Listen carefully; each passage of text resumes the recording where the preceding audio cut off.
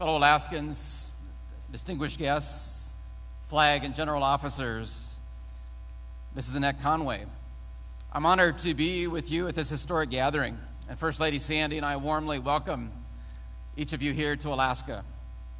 All of Alaska is proud to have this ship named in honor of our largest city. We thank you for docking in Anchorage to commission her and to bring her to life. On behalf of the 49th state, I also want to thank Shannon Jones, Lindsay Witt, and the commissioning committee that I know has worked for a year and a half to make this so memorable.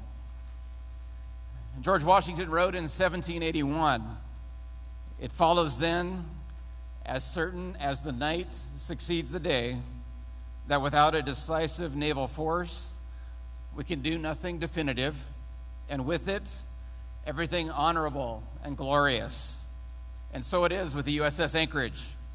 Now, more than 230 years later, for a nation that stretches from sea to shining sea, that case for a decisive naval force is even more compelling.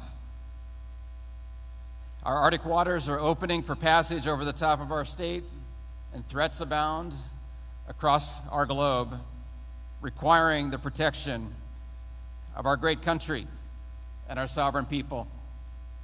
In our state, we strongly support our powerful modern Navy, our global force for good.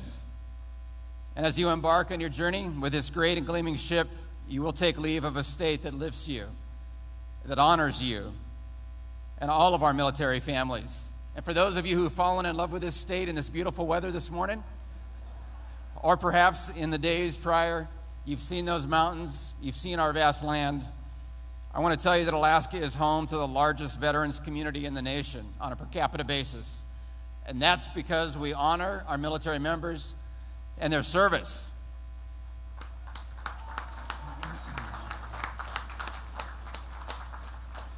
We hope you will consider returning, not just to spend a little time, but to retire here, a place where so many veterans have happily settled, a place where freedom reigns. Until then, we know the USS Anchorage and you, her crew, will represent our nation proudly.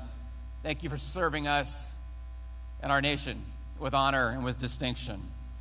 Captain John Paul Jones, who served in the Continental Navy of the American Revolution, once wrote, "I wish to have no connection with any ship that does not sail fast, for I intend to go in harm's way." The USS Anchorage can indeed sail fast, and I'm told that this San Antonio-class ship is the most survivable amphibious vessel ever put to sea, with extraordinary self-defense capabilities. And while you will be called into harm's way, you will always have our prayers for your protection, and you will always have the deepest abiding gratitude of Alaskans. So thank you, and may God bless you.